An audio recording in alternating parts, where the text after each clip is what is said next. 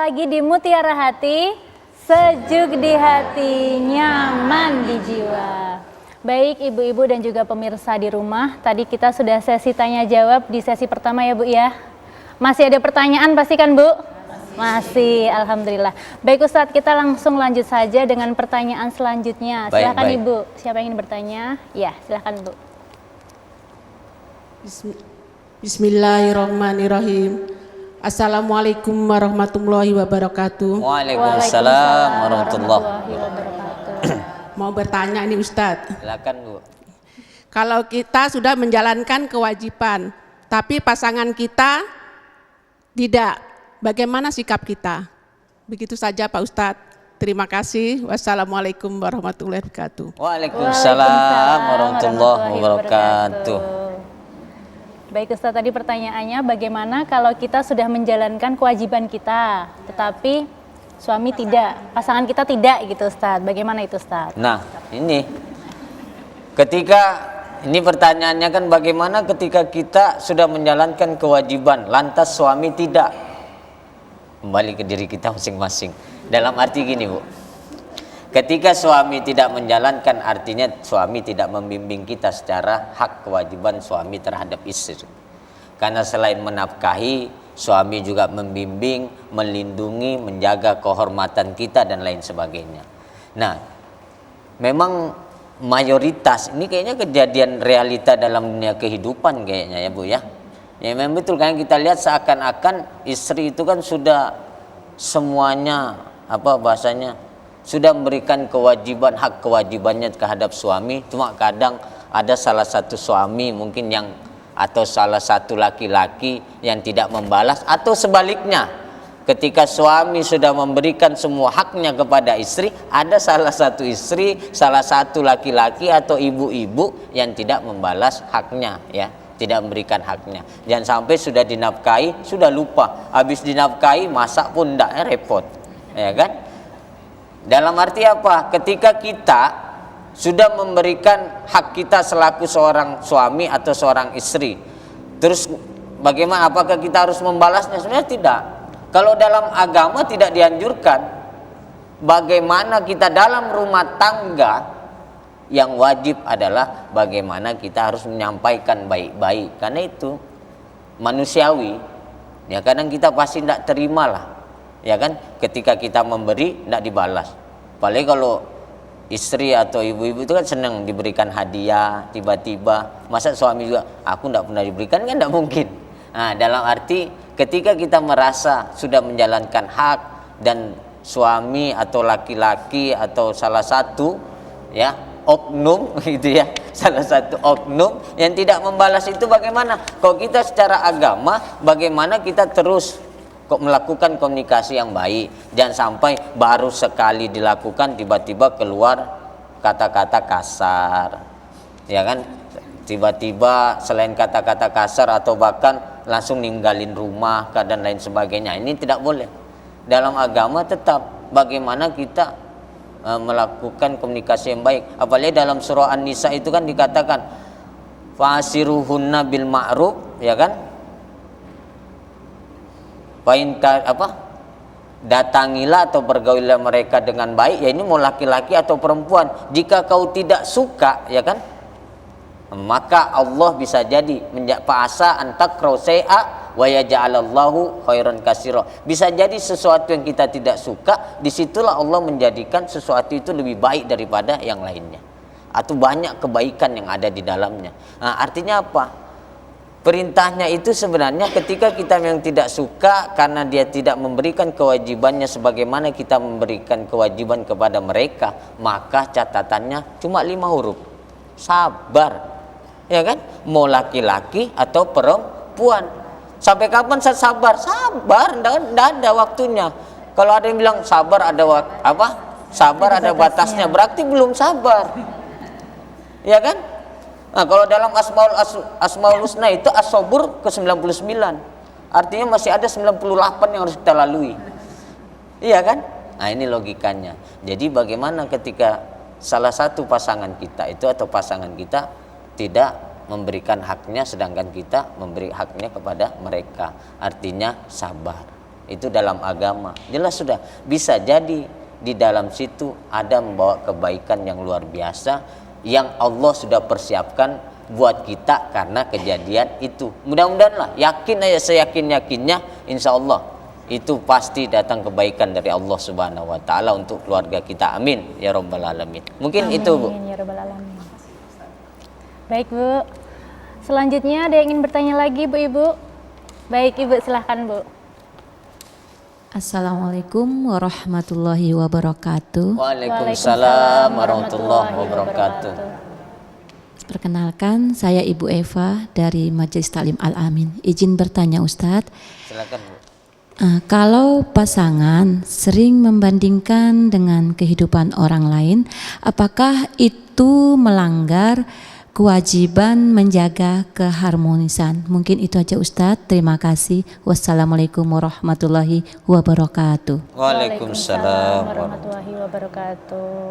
Dari Ibu Eva, Majelis Taklim Al-Amin, Ustadz. Pertanyaannya, kalau pasangan sering membandingkan dengan kehidupan orang lain, apakah itu melanggar kewajiban menjaga keharmonisan? Baik, terima kasih Bu Eva. Ini pertanyaannya memang rata-rata saya lihat realita kehidupan di masyarakat. Tidak ada di Bulungan, di luar Bulungan. Bagaimana ketika pasangan kita membanding-bandingkan dengan orang lain? Nah, ini tidak bagus. Tidak bagus sama sekali. Boleh ketika membandingkan itu dalam hal-hal yang positif. Maksudnya yang itu membuat kita ini juga akan melakukan sesuatu itu yang lebih baik untuk rumah tangga. Tapi jangan, si Anu tuh jago ini, nah, tidak boleh. Tidak boleh. Si Anu, si Ani, si Abu, si Abi, sama lah. Tidak boleh. Artinya jangan kita itu membanding-bandingkan. Begitu juga kita membandingkan istri kita sama istri orang lain, ya, atau suami kita dengan suami si A, si B sampai si Z. Tidak boleh. Tidak boleh membanding-bandingkan. Karena apa? Itu akan mengurangi keharmonisan dalam rumah tangga kita. Dosa bandingkan-bandingkan. Masakan ya kalau kita banding-bandingkan itu sudah kurang enak kita menelan. Bagaimana yang ibu-ibunya memasak, ya kan, bawa bapaknya ngomong, "Woi, macam hati itu tuh giris-giris apa gitu ya." Saya ini lebih mengerti lah insya Allah. Artinya kita dalam rumah tangga tidak boleh membanding-bandingkan pasangan kita. Tidak boleh. Tapi kalau ada hal yang baik, yang mana itu untuk bahasanya lebih membuat rumah tangga kita lebih ke jenjang selanjutnya, ya, karena dalam rumah tangga kita itu kan 5 tahun pertama ujiannya lumayan, naik nanti 5 tahun kedua lebih lagi lumayan, 5 tahun ketiga tambah luar biasa, sampailah tua-tua kayak ibu-ibunya kan. Itu artinya banyak ujian dalam kehidupan. Nah, kuncinya jangan sampai kita membandingkan membanding-bandingkan pasangan kita dengan orang lain, kecuali hal-hal yang positif yang buat hubungan kita atau rumah tangga kita atau ekonomi kita itu juga berkembang. Mungkin bisnisnya kah, si Anu bisnisnya kayak gini-gini, mungkin ada cara lain, ya kan, ada teknik, ya kan, ada trik yang membuatnya akhirnya ekonominya luar biasa melonjak itu boleh. Tapi kalau sudah membandingkan hal-hal yang tidak baik, tidak boleh, jangan kita lakukan. Ya kalau ibu-ibunya enggak, maksudnya anak cucu ibu-ibu tolong kasih tahu lah, enggak boleh. Jadi itulah untuk menjaga keharmonisan dalam rumah tangga kita. Mungkin itu Ibu Baik, Eva. Baik Ibu Eva, selanjutnya ada yang ingin bertanya? Baik, silahkan Bu. Alhamdulillah banyak. Assalamualaikum warahmatullahi wabarakatuh. Waalaikumsalam warahmatullahi wabarakatuh. Perkenalkan, nama saya Ibu Siti Fatimah dari Majelis Taklim Al-Hidayah. Bertanya dong Ustadz, Silakan. apakah ketaatan istri kepada suami bersifat mutlak atau ada batasannya? Itu saja Ustadz, terima kasih. Assalamualaikum warahmatullahi wabarakatuh. Waalaikumsalam warahmatullahi wabarakatuh. Silahkan Ustadz. Dari Ibu Siti Fatimah, apakah kewajiban istri ya? Ketaatan istri Ya, kepada ketaatan suami. istri terhadap suami itu mutlak. Kalau kita pahami secara tekstual, ya kan, secara yang tertulis itu, Karena cukup dari 4 tadi, yang terakhir adalah menaati suaminya. Selesai. Nah, cuma secara kita yang berumah tangga ini, kita juga kadang secara manusiawi melihat orang, ketika dia mengasih tahu dia juga tidak melakukan, pasti kita juga, dia aja ngomong kayak gini tapi tidak begitu, ya kan? Atau dia begitu tapi tidak begini. Nah, itu yang biasa. Jadi kalau dibilang mutlakkah? Tidak. Mutlak itu ketika kita sama-sama menjalani, sama-sama mempunyai komitmen yang sama. Nah, ketika salah satu melanggar, pasti ada perubahan. Perubahan perlakuan kah? Perubahan perkataan yang awalnya halus bisa jadi kasar. Ya kan? Biasa terjadi dalam rumah tangga yang zaman sekarang. Tidak zaman dulu lah. Artinya ketaatan seorang istri terhadap suami itu memang. Bahkan, bukan mutlak. Karena pasti kalau zaman sekarang kita melihat konteks sekarang, kita melihatnya dengan sama-sama kita punya komitmen, kelakuan kita bagaimana. Istri itu akan mengikuti atau suami akan mengikuti ketika salah satu pasangan juga memberi timbal balik yang baik. Karena Nabi pernah juga bilang, kalau ada yang makhluk yang pantas disujud, maka laki atau seorang suami, ya kan?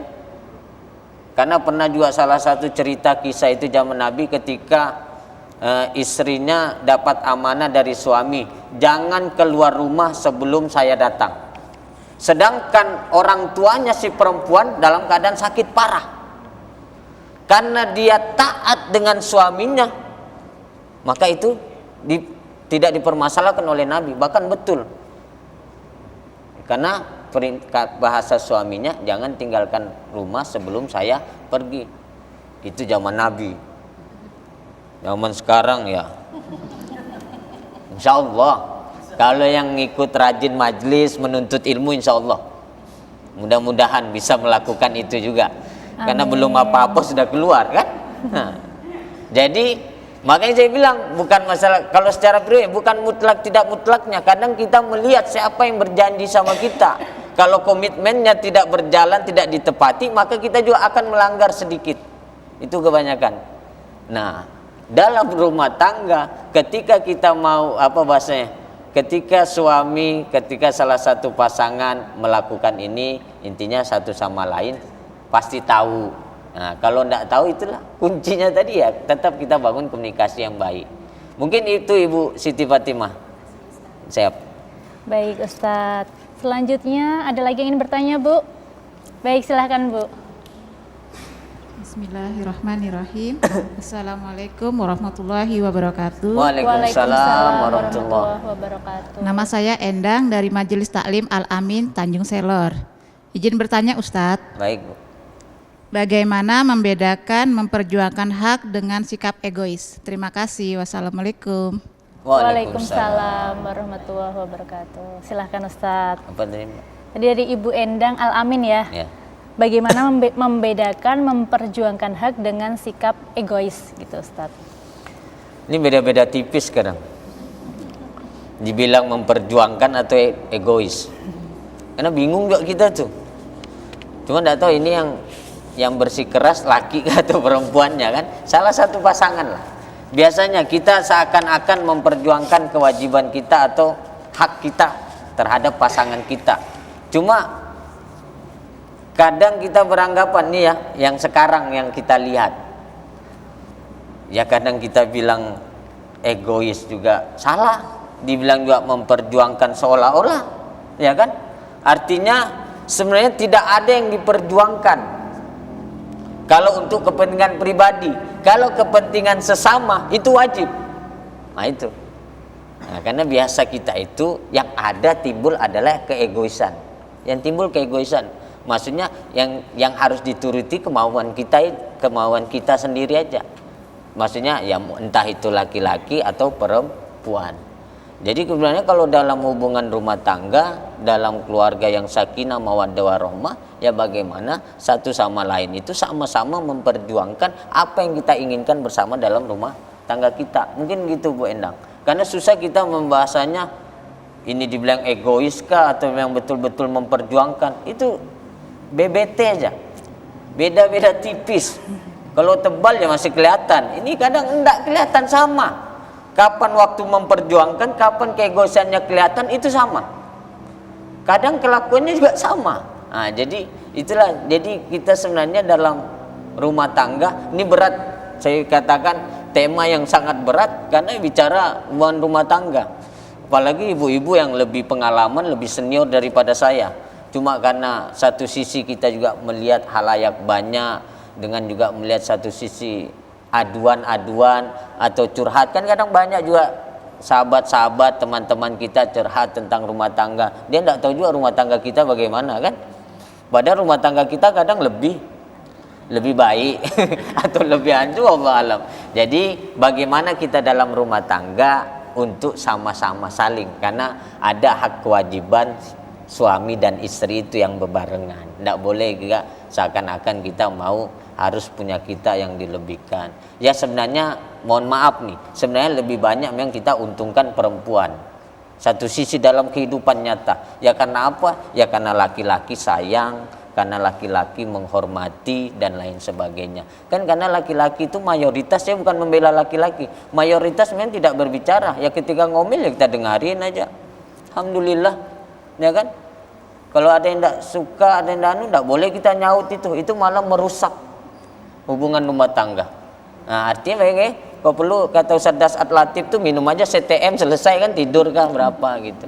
Enggak, artinya Bu, hadirin pemirsa TVRI dimanapun berada, kita selaku pasangan suami istri, bagaimana kita ini jangan sampai ada yang merasa kekurangan dalam haknya kah, dalam memberikan kewajiban, bagaimana satu sama lain itu saling melengkapi. Mudah-mudahan kehidupan rumah tangga kita semuanya harmoni. Mungkin itu, Bu. Amin. Amin.